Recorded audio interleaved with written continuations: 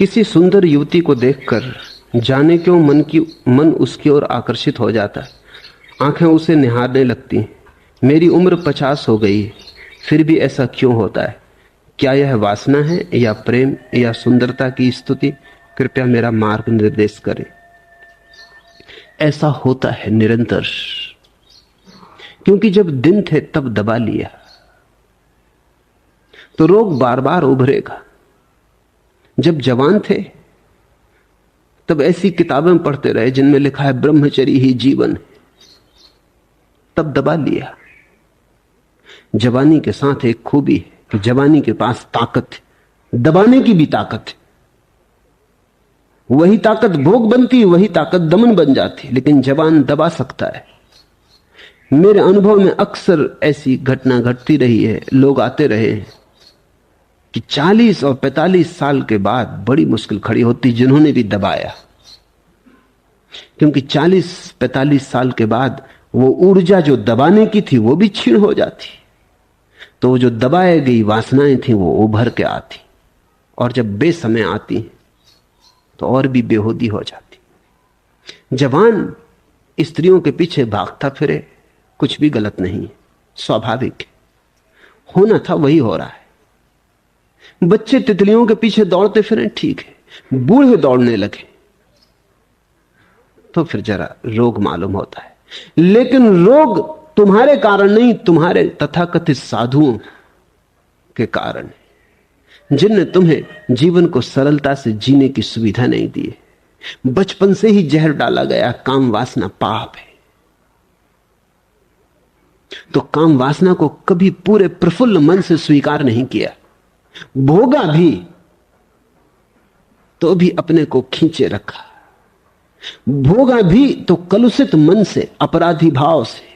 यह मन में बना ही रहा कि पाप कर रहे हैं। संभोग में भी उतरे तो जान के कि नरक का इंतजाम कर रहे हैं। अब तुम सोचो, जब तुम संभोग में उतरोगे और नरक का भाव बना रहेगा, क्या खाक उतरोगे? संभोग की सुरभि तुम्हें क्या घेरेगी? वो नृत्य पैदा ना हो पाएगा। तो तुम बिना उतरे वापस लौट आओगे। शरीर के तल पर संभोग हो जाएगा, मन के तल पर वासना अधूरी अतृप्त रह जाएगी। मन के तल पर दौड़ जारी रहेगी। तो जब बूढ़े होने लगोगे और शरीर कमजोर होने लगेगा और शरीर की दबाने की पुरानी शक्ति क्षीण होने लगेगी और मौत दस्तक देने लगेगी दरवाजे पर और लगेगा कि अब गए अब गए, तब ऐसा लगेगा ये तो बड़ा गड़बड़ हुआ, भोग भी ना पाए और चले। डोली तो उठी नहीं, अर्थी सज गई। तो मन बड़े वेग से स्त्रियों की तरफ दौड़ेगा, पुरुषों की तरफ दौड़ेगा। ये तथाकथित समाज के द्वारा पैदा की गई रुग्ण अवस्था है। बच्चे को उसके बचपन को पूरा जीने दो, ताकि जब वो जवान हो जाए तो बचपन की रेखा भी न रह जाए, ताकि वो पूरा पूरा जवान हो सके। जवान को पूरा जीने दो, उसे अपने अनुभव से ही जागने दो, ताकि जवानी के जाते जाते वो जो जवानी की दौड़ धूप थी, आपाधापी थी, मन का जो रोग था, वो भी चला जाए, ताकि बूढ़ा शुद्ध बूढ़ा हो सके। और जब कोई बूढ़ा शुद्ध बूढ़ा होता है तो उससे सुंदर कोई अवस्था नहीं। लेकिन जब बूढ़े में जवान घुसा होता है, तब एक भूत तुम्हारा पीछा कर रहा है, तब तुम एक प्रेतात्मा के वश में हो, तब तुम्हें बड़ा भटकाएगा, तब तुम्हें बड़ा बेचैन करेगा। और जैसे जैसे शरीर असक्त होता जाएगा वैसे वैसे तुम पाओगे वेग वासना का बढ़ने लगा।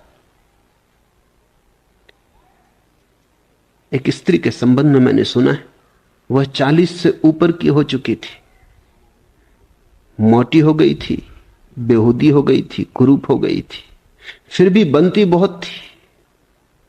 दावत में पास बैठा युवक उसकी बातों से उकता गया था और भाग निकलने के लिए बोला, क्या आपको वह बच्चा याद है जो स्कूल में आपको बहुत तंग करता था? उसका हाथ पकड़ के स्त्री ने कहा, अच्छा तो वो तुम थे? उसने कहा, नहीं जी नहीं, मैं नहीं, वे मेरे पिताजी थे। एक उम्र है, तब चीजें शुभ मालूम होती हैं। एक उम्र है, तब चीजों को जीना जरूरी है। उसे अगर न जी पाए तो पीछा चीजें करेंगी और तब चीजें बड़ी विभत्स हो जाती। एक सिनेमा गृह में ऐसा घटा, एक महिला पास में बैठे एक बदतमीज बूढ़े से तंग आ गई थी, जो आधे घंटे से सिनेमा देखने की बजाय उसे ही घूरे जा रहा था। आखिर उसने फुसफुसाकर उस आदमी से कहा, सुनिए, आप अपना एक फोटो मुझे देंगे? आदमी बाग बाग हो गया। जरूर जरूर, एक तो मेरी जेब में ही है, लीजिए। हाँ, क्या कीजिएगा मेरे फोटो का? उसने कहा, अपने बच्चों को डराऊंगी।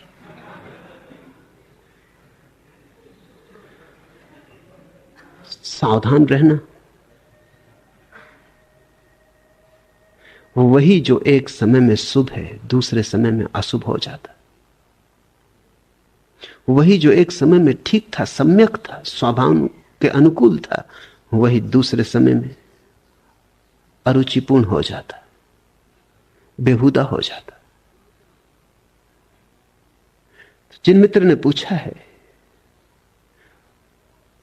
उनको थोड़ा जाग के अपने मन में पड़ी हुई दबी हुई वासनाओं को अंतर्दर्शन करना होगा। अब मत दबाओ, कम से कम अब मत दबाओ। अभी तक दबाया उसका यह दुष्फल है। अब इस पर ध्यान करो, क्योंकि अब उम्र भी नहीं रही कि तुम स्त्रियों के पीछे दौड़ो, या मैं तुमसे कहूं कि उनके पीछे दौड़ो।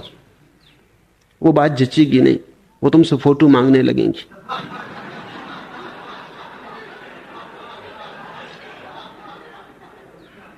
अब जो जीवन में नहीं हो सका उसे ध्यान में घटाओ। अब 1 घंटा रोज आंख बंद करके कल्पना को खुली छूट दो। कल्पना को पूरी खुली छूट दो, वो किन्हीं पापों में ले जाए, जाने दो, तुम रोको मत। तुम साक्षी भाव से उसे देखो कि ये मन जो जो कर रहा है मैं देखूं। जो शरीर के द्वारा नहीं कर पाए वो मन के द्वारा पूरा हो जाने दो। तुम जल्दी ही पाओगे। कुछ दिन के 1 घंटा नियम से काम वासना पर अभ्यास करो। काम वासना के लिए 1 घंटा ध्यान में लगा दो।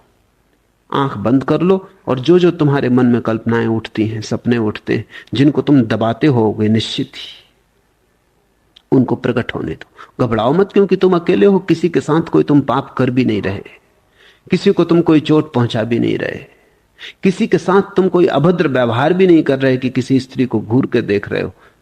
तुम अपनी कल्पना को ही घूर रहे हो, लेकिन पूरी तरह घूरो और उसमें कंजूसी मत करना। मन बहुत बार कहेगा कि अरे इस उम्र में ये क्या कर रहे हो। मन बहुत बार कहेगा कि ये तो पाप है। मन बहुत बार कहेगा कि शांत हो जाओ, कहां के विचारों में पड़े हो। मगर इस मन की मत सुनना। कहना कि 1 घंटा तो दिया है इसी ध्यान के लिए, इस पर ही ध्यान करेंगे। और 1 घंटा जितनी स्त्रियों को, जितनी सुंदर स्त्रियों को जितना सुंदर बना सको बना लेना। इस 1 घंटा जितना इस कल्पना भोग में डूब सको डूब जाना, और साथ साथ पीछे खड़े देखते रहना कि मन क्या क्या कर रहा है, बिना रोके, बिना निर्णय किए कि पाप है कि अपराध है। कुछ फिक्र मत करना। तो जल्दी ही 3-4 महीने के निरंतर प्रयोग के बाद हल्के हो जाओगे। वो मन से धुआं निकल जाएगा। तब तुम अचानक पाओगे बाहर स्त्रियां हैं, लेकिन तुम्हारे मन में देखने की कोई आकांक्षा नहीं रह गई। और जब तुम्हारे मन में किसी को देखने की आकांक्षा नहीं रह जाती, तब लोगों का सौंदर्य प्रकट होता है। वासना तो अंधा कर देती, सौंदर्य को देखने कहां देती। वासना ने कभी सौंदर्य जाना? वासना ने तो अपने ही सपने फैलाए, और वासना दुष्पूर है, उसका कोई अंत नहीं है, वो बढ़ती ही चली जाती। एक बहुत मोटा आदमी दर्जी की दुकान पर पहुंचा। दर्जी ने अचकन के लिए बड़ी कठिनाई से उसका नाप लिया, फिर 100 रुपए की सिलाई मांगी। वो वहां से बोले, टेलीफोन पर तो तुमने 25 रुपए सिलाई कही थी, अब 100 रुपए? हद हो गई, बेईमानी की भी कोई सीमा है। दर्जी ने कहा, महाराज वह अचकन की सिलाई थी, यह सामियाने की।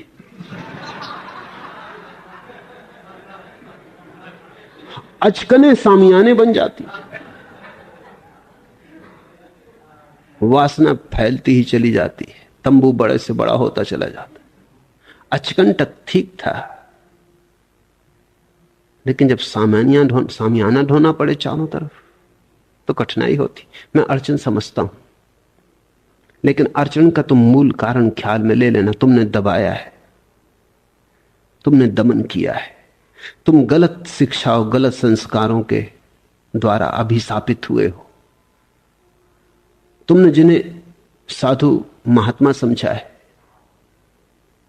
तुमने जिनकी बातों को पकड़ा है, न वे जानते हैं न उन्होंने तुम्हें जानने दिया है। मेरे पास साधु सन्यासी आते हैं तो कहते हैं एकांत में आपसे कुछ कहना। मैं कहता हूं सभी के सामने कह दो, एकांत की क्या जरूरत। वो कहते हैं कि नहीं, एकांत में। अब तो मैंने एकांत में मिलना बंद कर दिया, क्योंकि एकांत में जब भी साधु सन्यासी आए तो वो एकांत ही मांगते, और एकांत में एक ही प्रश्न है उनका कि ये काम वासना से कैसे छुटकारा हो। कोई 70 साल का हो गया है, कोई 40 साल से मुनि है, तो तुम क्या करते रहे 40 साल। कहते क्या बताएं, जो जो शास्त्र में कहा है, जो जो सुना है वो करते रहे। उससे तो हालत और बिगड़ती चली गई। मवाद को दबाया है, निकालना था। घाव पे तुमने ऊपर से मलहम पट्टी की है, ऑपरेशन की जरूरत थी। तो जिस मवाद को तुमने भीतर छिपा लिया वो अब तुम्हारे रग रग में फैल गई। अब तुम्हारा पूरा शरीर मवाद से भर गया है। तो थोड़ी सावधानी बरतनी पड़ेगी, ऑपरेशन से गुजरना होगा। और तुम ही कर सकते हो वो ऑपरेशन, कोई और कर नहीं सकता। तुम्हारा ध्यान ही तुम्हारी शल्य क्रिया होगी। तो अब 1 घंटा रोज तुम चकित होगे। अगर तुमने 1-2 महीने भी इस प्रक्रिया को बिना किसी विरोध के भीतर उठाए, बिना अपराध भाव के निश्चिंत मन से किया, तो तुम अचानक पाओगे धुएं की तरह कुछ बातें खो गई। 1-2 महीने के बाद तुम पाओगे तुम बैठे रहते हो, घड़ी बीत जाती, कोई कल्पना नहीं आती, कोई वासना नहीं उठती। तब तुम अचानक पाओगे अब तुम चलते हो बाहर, तुम्हारी आंखों का रंग और अब तुम्हें सौंदर्य दिखाई पड़ेगा, क्योंकि सब सौंदर्य परमात्मा का सौंदर्य है। और स्त्री का पुरुष का कोई सौंदर्य होता है, फूल का पत्ती का कोई सौंदर्य होता है। सौंदर्य कहीं से भी प्रकट हो, सौंदर्य परमात्मा का है, सौंदर्य सत्य का है। लेकिन सौंदर्य को देख ही वही पाता है जिसने वासना को अपनी आंख से हटाया। वासना का पर्दा आंख पे पड़ा रहे, तुम सौंदर्य थोड़ी देखते हो। सौंदर्य तुम देख ही नहीं सकते। वासना कुरूप कर जाती सभी चीजों को।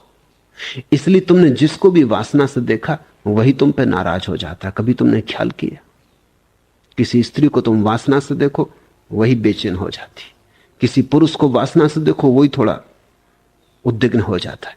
क्योंकि जिसको भी तुम वासना से देखते हो उसका अर्थ क्या हुआ? उसका अर्थ हुआ कि तुमने उस आदमी या उस स्त्री को कुरूप करना चाहा। जब भी तुम किसी को वासना से देखते हो उसका अर्थ हुआ कि तुमने किसी का साधन की तरह उपयोग करना चाहा। तुम किसी को भोगना चाहते हो, और प्रत्येक व्यक्ति साध्य, साधन नहीं। तुम किसी को चूसना चाहते हो, तुम किसी को अपने हित में उपयोग करना चाहते हो, तुम किसी के व्यक्तित्व को वस्तु की तरह पद्दलित करना चाहते हो। वस्तुओं का उपयोग होता है, व्यक्तियों का नहीं। लेकिन जब तुम वासना से किसी को देखते हो, व्यक्ति खो जाता है, वस्तु हो जाती। इसलिए वासना की आंख को कोई पसंद नहीं करता है। जब वासना खो जाती तो सौंदर्य का अनुभव होता है, और जब सौंदर्य का अनुभव होता है तो तुम्हारे भीतर प्रेम का आविर्भाव होता है। प्रेम उस घड़ी का नाम है जब तुम्हें सब जगह परमात्मा और उसका सौंदर्य दिखाई पड़ने लगता है। तब तुम्हारे भीतर जो ऊर्जा उठती, जो अहिर्निश गीत उठता है, वही प्रेम। अभी तो तुमने जिसे प्रेम कहा है उसका प्रेम से कोई दूर का भी संबंध नहीं। वो प्रेम की प्रतिध्वनि भी नहीं, वो प्रेम की प्रतिछाया भी नहीं, वो प्रेम का विकृत रूप भी नहीं है। वो प्रेम से बिल्कुल उल्टा है। इसलिए तो तुम्हारे प्रेम को घृणा बनने में देर कहां लगती। अभी प्रेम था, अभी घृणा हो गई। एक क्षण पहले जो मित्र था क्षण भर बाद दुश्मन हो गया। क्षण भर पहले जिसके लिए मरते थे क्षण भर बाद उसको मारने को तैयार हो गए। तुम्हारा प्रेम प्रेम घृणा का ही बदला हुआ रूप मालूम पड़ता है। प्रेम सिर्फ तुम्हारी बातचीत है। प्रेम तो उनका अनुभव है जिनकी आंख से वासना गिर गई, जिन्हें सौंदर्य दिखाई पड़ा। जिसे सब तरफ उसके नृत्य का अनुभव हुआ, जिस सब तरफ परमात्मा की पग ध्वनि सुनाई पड़ने लगी, फिर प्रेम का आविर्भाव होता है। प्रेम यानी प्रार्थना, प्रेम यानी पूजा, प्रेम यानी अहोभाव, धन्यता, कृतज्ञता।